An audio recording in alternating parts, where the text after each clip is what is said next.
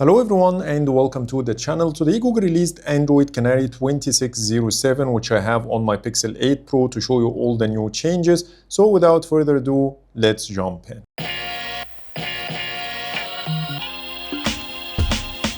Starting with the update size and build number, here on the 8 Pro, the update is 825 megabytes and the build number is ZP11.260.618.005.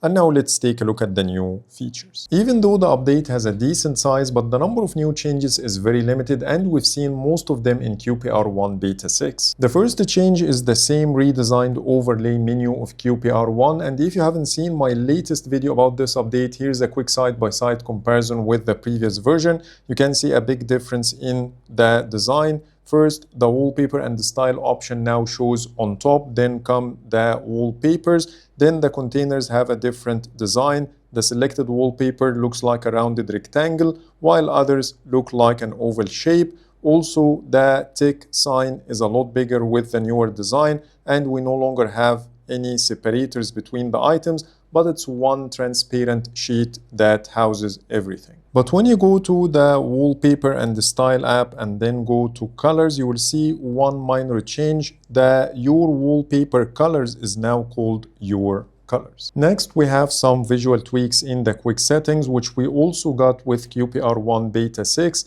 starting with the internet tile. When you expand the overlay card, you will see the same thicker loading bar at the top. The second change we got from QPR1, if you have multiple media players in the quick settings, it no longer automatically reorders the players, but they remain in the same order regardless which one is currently playing. On a side note, if you like my wallpapers, go ahead and download the Wallpapers by In-Depth Tech Reviews app. That will give you access to hundreds of exclusive wallpapers that will make your smartphone look stunning. Plus, you have the ability to download any of these wallpapers locally on the device.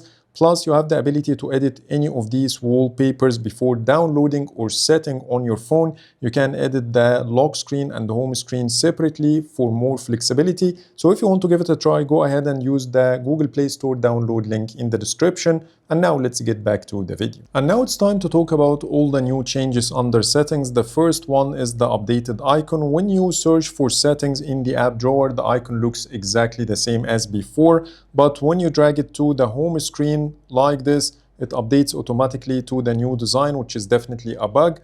But Google seems to be working on this new icon, because when you try to open settings, you will see the new icon in the splash screen with this new blue color. So let me open it one more time.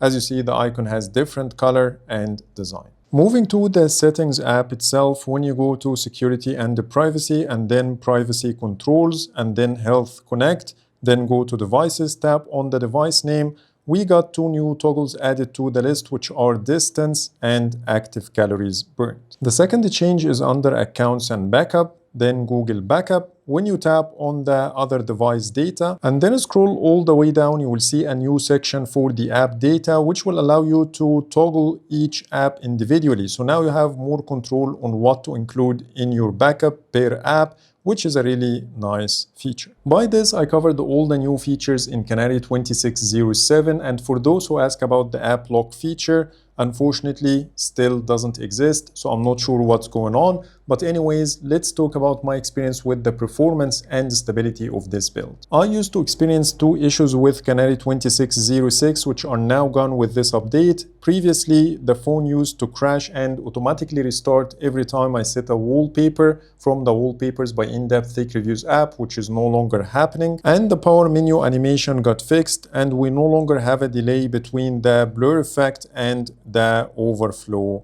menu. But I have one annoying bug with this update. Every time I go to settings, then sound and vibration, the settings app crashes and takes me back to the home screen. This will take us to the performance, which has been great, at least with the last 3 versions of Android Canary. Everything works as expected, and the performance of my Pixel 8 Pro is very snappy. And when it comes to the Geekbench scores, they are about the same as the previous builds.